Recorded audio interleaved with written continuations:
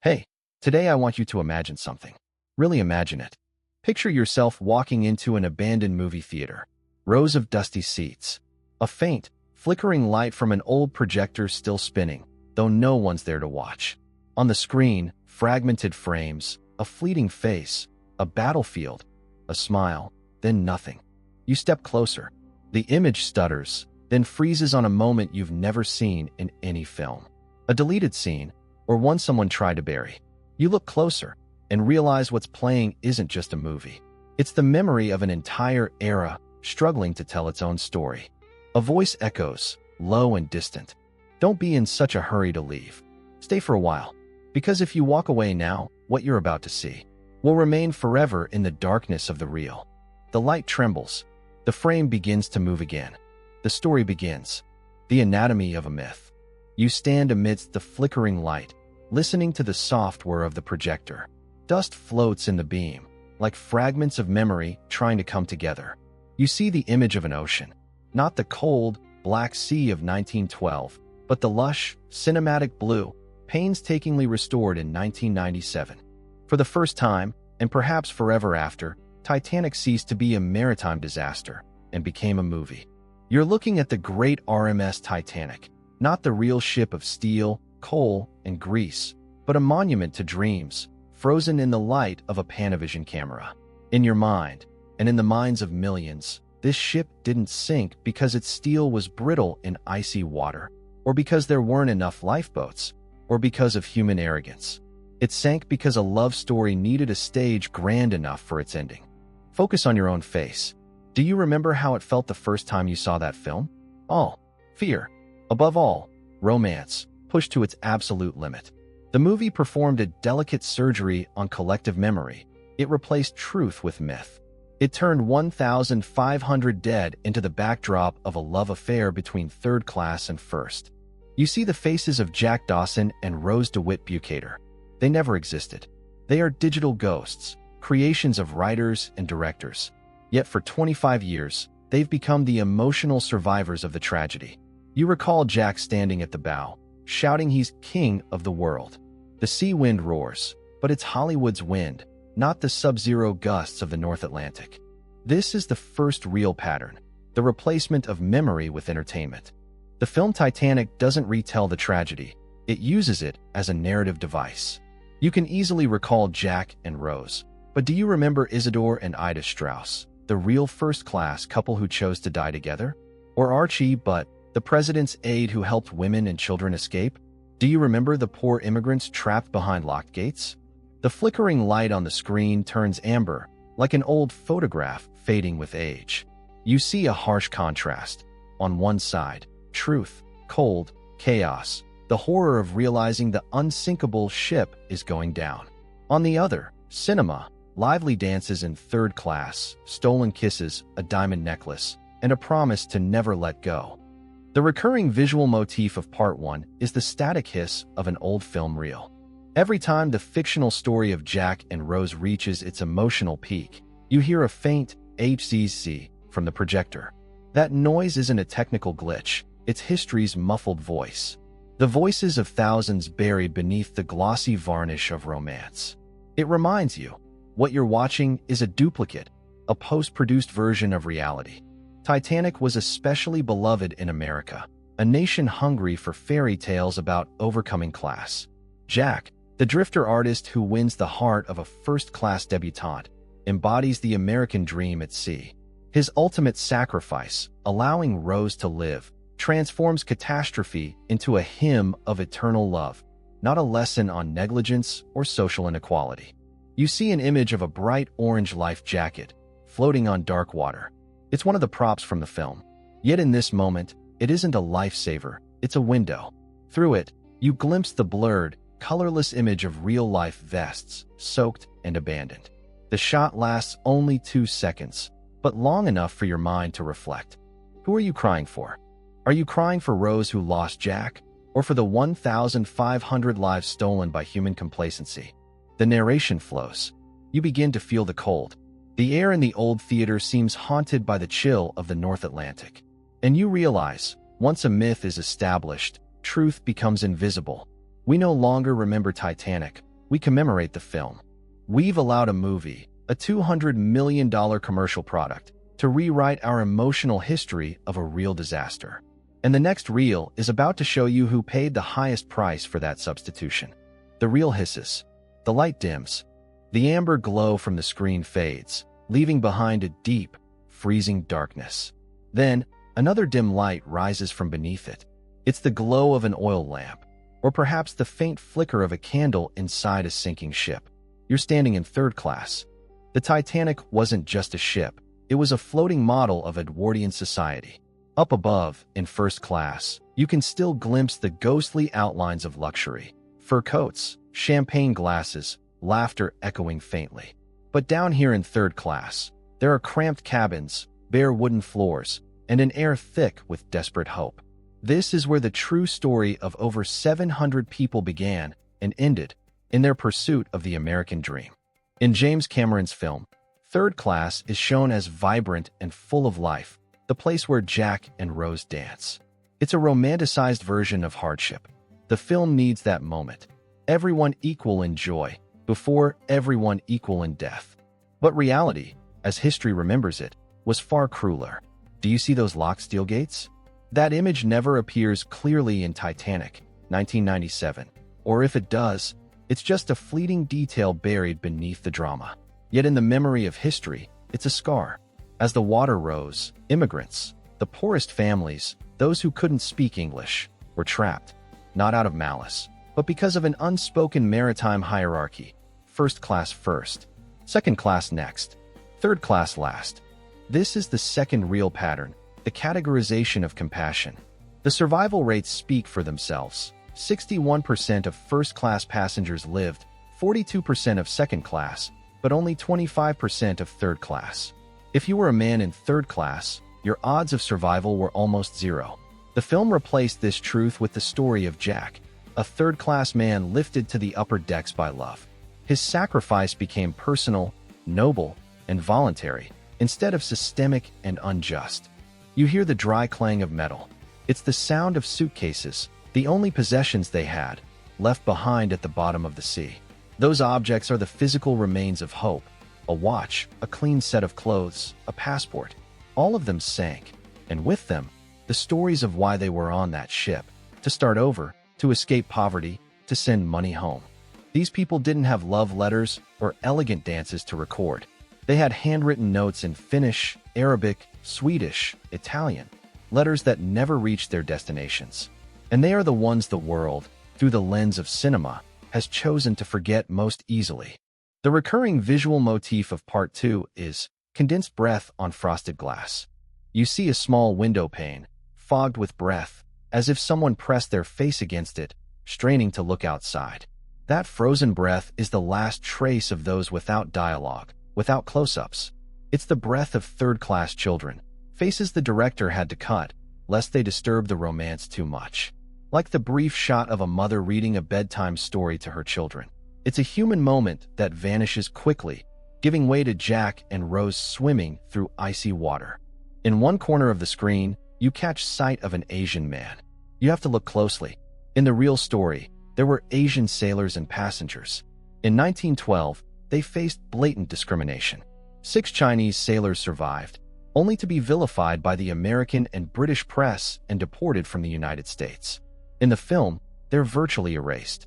Our cinematic version of the story has no room for the complexity of racial prejudice. It only has room for a simple love story between white lovers. And then, a second reflective question begins to form in your mind, cold as ice. Is the romanticization of tragedy merely a convenient way to avoid confronting the ugliness of the social injustice that caused it? You realize that Titanic, 1997, isn't a film about history. It's a film about the purification of history. It scrubbed away poverty, racism, and class division, leaving behind only what could sell, love and heroic death. The light fades. You hear the sound of water rising. The reel prepares to take you somewhere else. To a place where even the grandest creations of humankind can fail spectacularly. You close your eyes. When you open them again, you're met with an overwhelming sight. It's the engine room. Vast pistons of polished steel, slick with oil, moving in perfect rhythm, like the beating heart of a mechanical organism.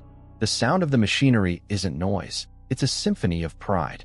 The Titanic wasn't just the largest ship in the world, it was the ultimate symbol of the age of technology and the hubris of humanity. Before James Cameron's Titanic, 1997, was released, when people spoke of the ship, they spoke of engineering failure, watertight compartments that weren't truly watertight, steel too brittle for cold temperatures, the fatal shortage of lifeboats. Titanic was physical proof of Homo sapiens' arrogance, the belief that we had conquered nature. But what did the film do? It turned the ship into a character, a tragic participant, not an inanimate culprit. You remember the grand scene as the ship departs, as Rose steps aboard, as the lights glitter across the sea. You don't see the overworked engineers or the coal stokers trapped below. You see a floating palace. This is the third real pattern, the humanization of machinery to soften human error. When the iceberg strikes, the impact on screen is an explosion of drama and destiny, not a cold miscalculation. The film shifts its focus from design and procedural failure to personal sacrifice and love that transcends death. Instead of condemning the White Star Line or the ship's designers, we weep for Jack and Rose. Titanic, 1997, doesn't want you to think about the technical lessons the real Titanic taught the world, about lifeboat regulations, safety drills, or wireless protocols. It wants you to feel the sorrow of a doomed love story. The recurring visual motif of Part 3 is the fissure in steel. You see a slow, detailed graphic image, a small, invisible crack spreading through the cold metal hull. That fissure isn't just the physical destruction of a ship, it's the fracture within our own perception. It's the place where truth split from myth. It represents the collapse of our faith in perfection, the failure of technology that no amount of personal bravery could repair. Do you remember the scene with Thomas Andrews, the ship's designer, standing silently, acknowledging his mistake? It's one of the few moments the film allows a real historical figure to face the tragedy head-on. Yet even that moment is quickly overshadowed by the suspense of finding space on a lifeboat or by Rose's decision to turn back. Humanity, in the film, is divided into romantic heroes and villains, like Cal Hockley, not into flawed decision-makers and unjust victims. You see the engines sinking slowly into darkness, the hiss of steam and the groan of twisting metal sound like the collapse of faith itself. When the real ship went down, it carried with it the evidence of systemic failure. But in the movie, it carries Jack. The aestheticization of material collapse helped us forgive those who created it. And as you watch the computer-generated image of the ship breaking in two, do you think of the engineers, the sailors, the firemen? Or do you simply feel awe and excitement at the spectacle? The film transformed a technical and social tragedy into an emotional action sequence. The third reflective question echoes through the shriek of tortured metal. If we focus only on romantic personal tragedy, can we ever learn any collective lesson from disaster? The reel begins to spin faster, the speed of memory accelerated by media. Darkness swallows the pistons and boilers. The next chapter will show you how this cultural echo changed the way we perceive every other real tragedy that followed. You feel a sudden shift. The light in the theater is no longer amber or oil-lit. It's the cold blue glow of a late 1990s CRT television.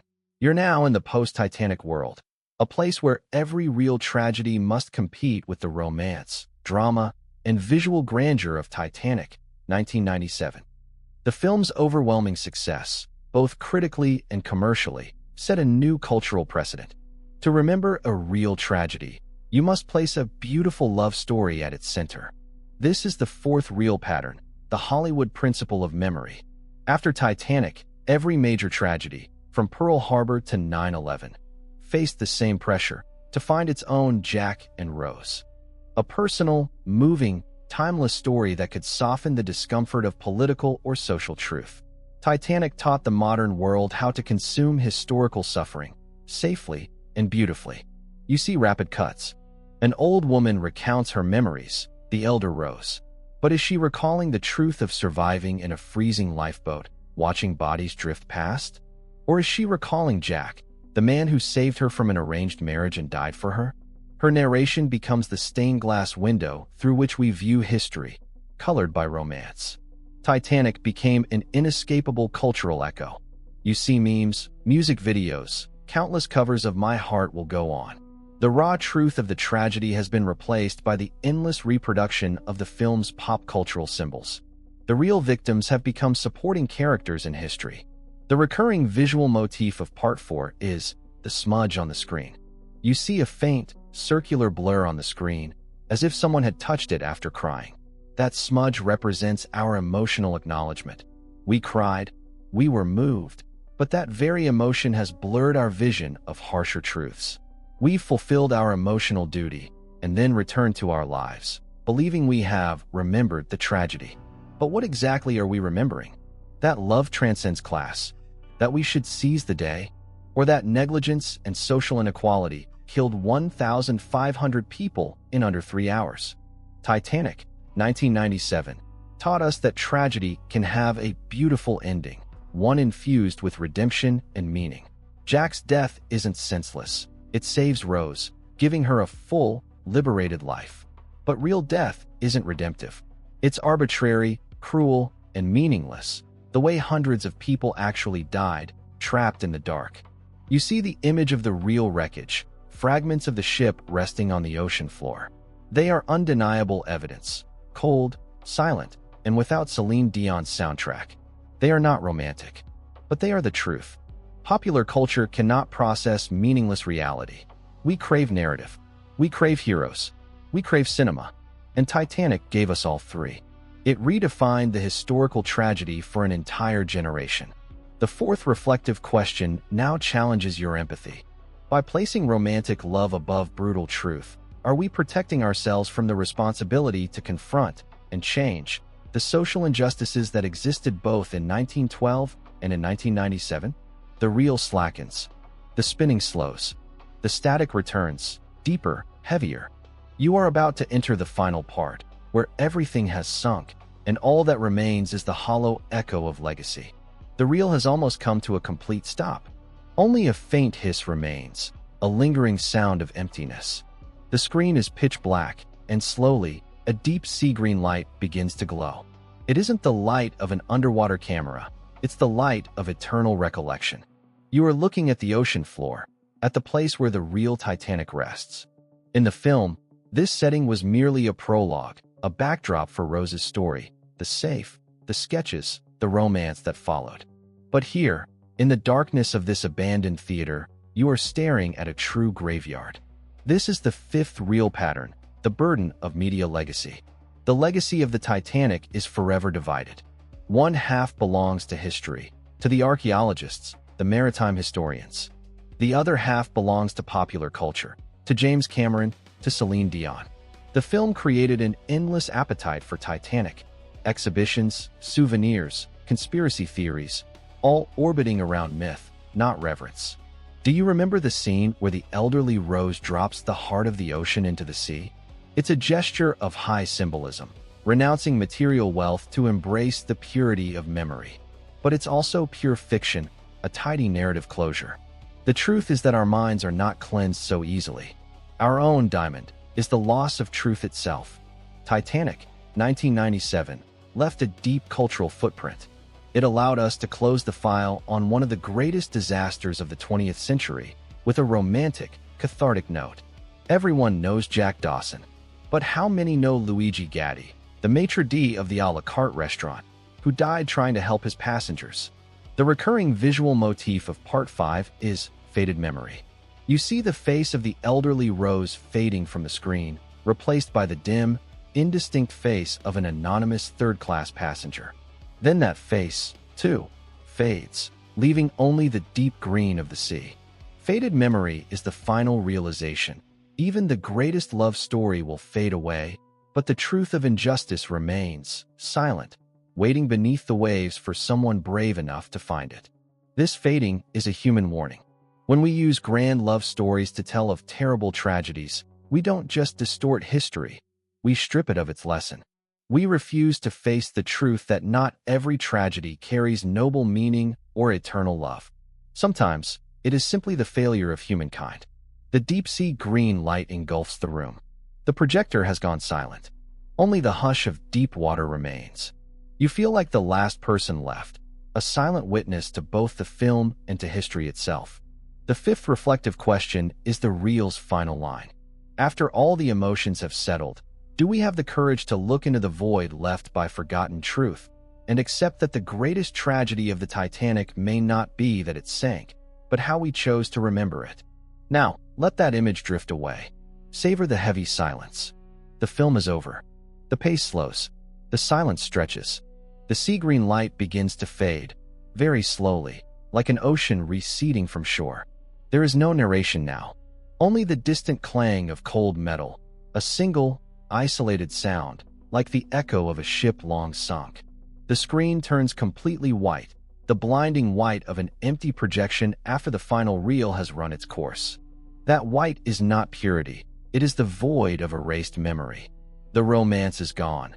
The special effects have vanished, and only the bare, cold truth remains. You sit there. You hear your own heartbeat.